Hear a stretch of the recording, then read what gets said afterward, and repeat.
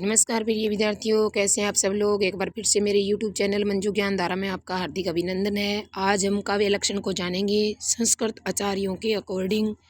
संस्कृत के जितने भी आचार्य हुए हैं उन्होंने काव्य लक्षण क्या क्या माने हैं अपने ग्रंथों में, इसको मैं अच्छे से पढ़ाने का प्रयास करूंगी। लेकिन उससे पहले मेरी आपसे छोटी सी रिक्वेस्ट है, प्लीज़ आप मेरे वीडियो को पूरा देखना, पसंद आए तो लाइक एंड शेयर कर देना। पहली बार आप मेरे चैनल पर विजिट कर रहे हो तो चैनल को सब्सक्राइब कर लेना, बेल आइकन को भी प्रेस कर देना ताकि आने वाली ऑल नोटिफिकेशन है वो आप तक पहुँच जाए। तो सबसे पहले हम जानेंगे काव्य लक्षण यानी काव्य है वो किस, काव्य का क्या अर्थ है, काव्य किसे कहते हैं। काव्य को हम कविता या पद्य भी कह सकते हैं। लक्षण को परिभाषा स्वरूप भी कह सकते हैं, यानी कविता की परिभाषा व स्वरूप क्या है। आज की हमारी क्लास है काव्य लक्षण, यानी काव्य का मतलब होता है कविता या पद्य और लक्षण का मतलब होता है परिभाषा या स्वरूप, यानी कविता या पद्य की परिभाषा या स्वरूप क्या है, किसके अनुसार, संस्कृत के आचार्यों के अनुसार। ठीक है, तो काव्य का अगर हम विच्छेद करें तो कवि प्लस यह, अगर कवि में हम क्या जोड़ेंगे, यह जोड़ेंगे तो क्या बन जाएगा, काव्य बन जाएगा। और कवि का विच्छेद करें तो को प्लस ई, को में जब ई जोड़ेंगे तो क्या बन जाएगा, कवि बन जाएगा। ठीक है, तो अब हम एक एक को अच्छे से जानेंगे। क्लास अगर पसंद आए तो प्लीज़ ज़्यादा से ज़्यादा शेयर करना ताकि अन्य बच्चों का भी फायदा हो जाए। तो सबसे पहले हम जानेंगे भरतमुनि के अनुसार। ठीक है, ईसा पूर्व दूसरी सदी के भरतमुनि जी माने जाते हैं और भरतमुनि जी का ग्रंथ है नाट्य शास्त्र। नाट्य शास्त्र किसके द्वारा लिखा गया है, किसका ग्रंथ है पूछा जाए तो आपको बताना है भरतमुनि का है। भरतमुनि का समय आपसे पूछा जाए तो दूसरी ईसा पूर्व दूसरी सदी आपको शताब्दी आपको बताना है, ये बात ध्यान रखना है। काव्य का लक्षण प्रस्तुत नहीं किया, भरतमुनि ने क्या है, काव्य का लक्षण प्रस्तुत नहीं किया। अब पूछ लिया जाए भी संस्कृत के जितने भी आचार्य हुए हैं उनमें से ऐसा कौन सा आचार्य है जिन्होंने काव्य लक्षण प्रस्तुत नहीं किया, तो आपको ध्यान रखना है भरतमुनि ने नहीं किया। क्यों नहीं किया, क्योंकि ये मूलतः नाटककार माने जाते हैं। क्या माने जाते हैं, मूलतः नाटककार माने जाते हैं। अब हम बात करेंगे भामा को लेकर।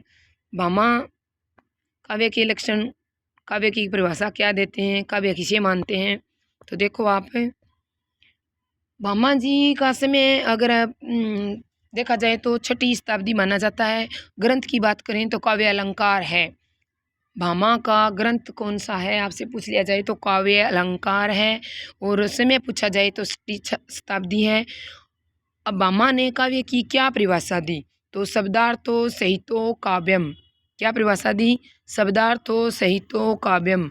अब इसको आप याद कैसे रखोगे, तो मेन आपको एक शब्द से याद रखना है। जहाँ भामा आए और भामा की परिभाषा पूछ ली जाए काव्य में तो आप एक शब्द याद रख लेना। शब्दार्थों कई परिभाषा में मिलेगा, काव्यम कई परिभाषा में मिलेगा, लेकिन सहितो नाम आते ही आपको क्या लगाना है, भामा के सहित, यानी कौन है सहित में, भामा आएंगे।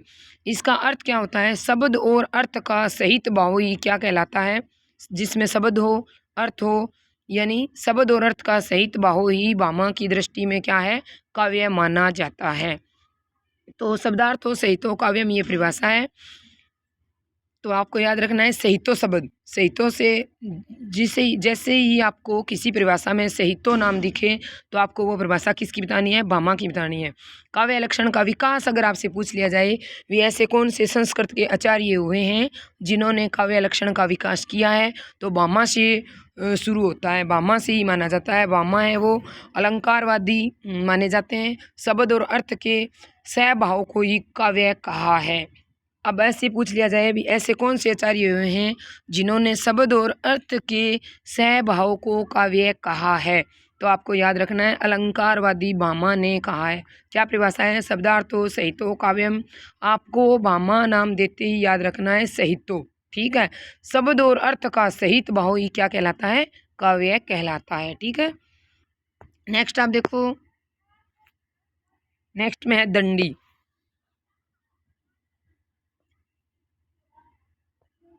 समय सीमा की बात करें तो दंडी माने जाते हैं 7वीं शताब्दी के।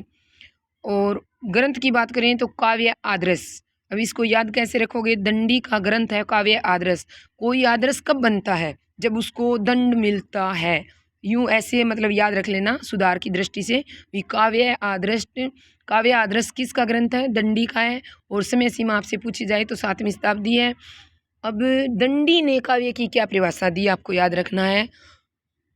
दंडी के द्वारा काव्य की क्या परिभाषा दी गई, तो देखो आप, शरीरम तावा दृष्टांत व्यव छीना पदावली च। शरीरम तावा दृष्टांत व्यव छीना पदावली च, यानी आपको एक ही बात याद रखनी है पूरी परिभाषा में। जो शरीर को ये क्या मानते हैं, मनुष्य के शरीर को ही काव्य का क्या मानते हैं, काव्य का एक रूप मानते हैं। अगर शरीर ही नहीं होएगा तो काव्य किस काम का, यानी कविता कहाँ से आएगी, काव्य कहाँ से आएगा। तो यानी जो इष्ट, जिसे हम, इसका अर्थ क्या है, इष्ट अर्थ से परिपूर्ण शब्दावली को, इष्ट यानी हमारे द्वारा चाहा हुआ, इष्ट अर्थ से परिपूर्ण शब्दावली को दंडी ने क्या माना है, काव्य माना है। जब दंडी की परिभाषा पूरी अगर आपको याद ना रहे तो एक शब्द आपको याद रखना है, शरीरम। शरीरम, शरीरम शब्द दिखते ही आपको शरीर, दंड कहाँ मिलता है, शरीर पर मिलता है। इस प्रकार आप इसको याद रख सकते हो। नेक्स्ट में देखो आप, वामन 8वीं शताब्दी के आचार्य माने जाते हैं। वामन के द्वारा रचा गया ग्रंथ कौन सा है, तो काव्य अलंकार सूत्रवर्ती। ये आपको याद रखना है, काव्य अलंकार सूत्रवर्ती किसका है, किसका ग्रंथ है, काव्य अलंकार सूत्रवर्ती वामन का ग्रंथ है। और वामन ने काव्य की क्या परिभाषा दी है, दोष रहिता काव्यम वाक्यम काव्यम, दोष रहिता वाक्यम काव्यम, यानी दोष रहित वाक्य ही क्या कहलाता है, काव्यम कहलाता है, काव्य कहलाता है, दोष रहिता। अब इस पूरी परिभाषा में आपको एक दोष रहित वाक्यम काव्यम, दोष शब्द याद रखना है। वैसे वामन जी को रीतिवादी आचार्य माना जाता है, और रीति का दूसरा नाम है गुण संप्रदाय, और गुण के विपरीत क्या होता है, दोष होता है। इस प्रकार भी आप याद रख सकते हो वामन ने काव्य की कौन सी परिभाषा दी है, भी दोष रहिता वाक्यम काव्यम। तो रीतिवादी आचार्य माने जाते हैं। और रीति के विपरीत अगर देखा जाए तो गुण संप्रदाय दूसरा नाम है, गुण का विपरीत होता है दोष। तो इस प्रकार भी याद रख सकते हो। और वामन में किसी प्रकार का कोई दोष नहीं होता, वामन यानी ब्राह्मण के रूप में भी आप इसको याद रख सकते हो कि किसी प्रकार का दोष नहीं होता। दोष रहता है वाक्यम काव्यम, जहाँ आपको परिभाषा में दो शब्द दिखे वहाँ आपको वामन लगाना है, शरीर शब्द दिखे वहाँ पर दंडी लगाना है, ठीक है। सहितो शब्द दिखे वहाँ पे वामा लगाना है, अच्छे से आपको याद रखना है। नेक्स्ट आप देखो 5 नंबर पर रुद्रट, 9वीं शताब्दी के आचार्य माने जाते हैं। रुद्रट का ग्रंथ है काव्य अलंकार। और नन्नु शब्दार्थो काव्यम, क्या है, नन्नु शब्दार्थो काव्यम। नन्नु का अर्थ होता है निश्चित रूप से या आवश्यक रूप से। नन्नु का क्या अर्थ होता है, निश्चित रूप से या आवश्यक रूप से, ठीक है, जिसका निश्चित रूप हो या आवश्यक रूप हो उसे, ठीक है, नन्नु का अर्थ ये होता है। तो आप रुद्रट में नन्नु शब्द को याद रखोगे, नन्नु शब्दार्थम। अब शब्दार्थ शब्द सभी परिभाषा में आ गया लगभग, काव्य भी आया है, लेकिन एक एक शब्द को पहचानना है, सिर्फ एक शब्द को किसी एक के साथ, आचार्य के साथ जोड़ना है। जैसे सहितो दिखते ही आपको वामा लगाना है, शरीरम दिखते ही आपको दंडी लगाना है। और दोष रहित, यानी कौन है दोष रहित, वामन है, तो आपको वामन लगाना है। नन्नु, नन्नु कौन है, रुद्रट है, नन्नु है वो कौन है, रुद्रट है। तो नन्नु दिखते ही आपको रुद्रट की परिभाषा ध्यान में रखनी है।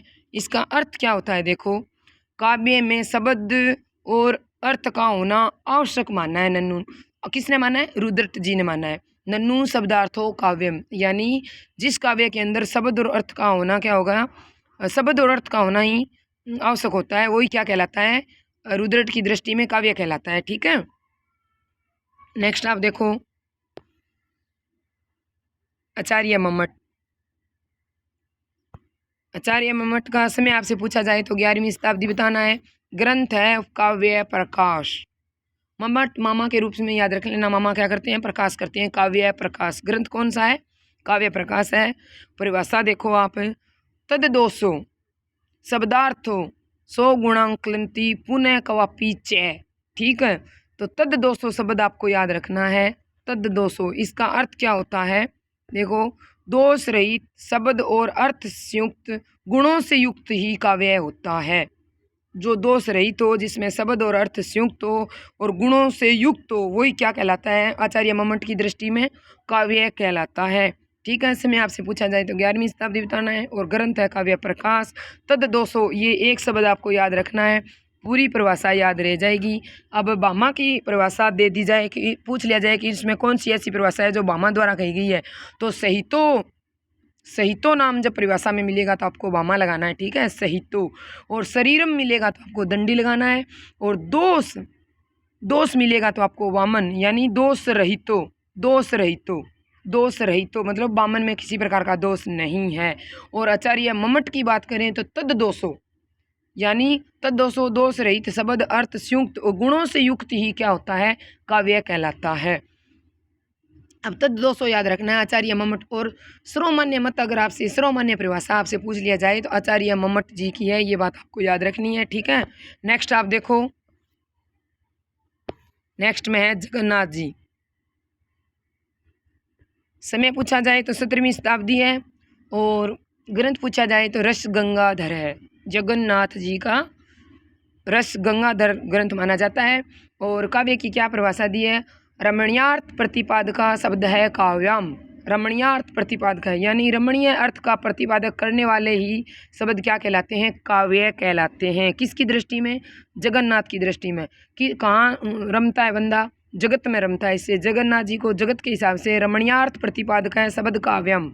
रमणीयार्थ किस में रमेंगे, तो रमणीयार्थ यानी रह से रमणीयार्थ और रह से रस गंगाधर जो ग्रंथ है उसमें जगन्नाथ जी ने बताया है काव्य के बारे में परिभाषा दी है, रमणीयार्थ प्रतिपादकम शब्दम काव्यम, ठीक है। रमणीय अर्थ का ही प्रतिपादन करने वाले शब्द ही क्या कहलाते हैं, काव्य कहलाते हैं। आपको याद रखना है, मैंने नोट लिखा है संस्कृत के आचार्य कुल कितने हैं, 24 हैं, लेकिन मैंने यहाँ वही आचार्य शामिल किए हैं जो परीक्षा की दृष्टि से महत्वपूर्ण है, ठीक है। अगर आपको हमारी क्लास अच्छी लगी तो प्लीज़ कमेंट बॉक्स में ज़रूर बताना, ज़्यादा से ज़्यादा शेयर करना। आज बस यहीं तक, मिलते हैं नेक्स्ट वीडियो में, तब तक के लिए आप सभी को मेरा प्यार भरा नमस्कार। जय हिंद, जय भारत।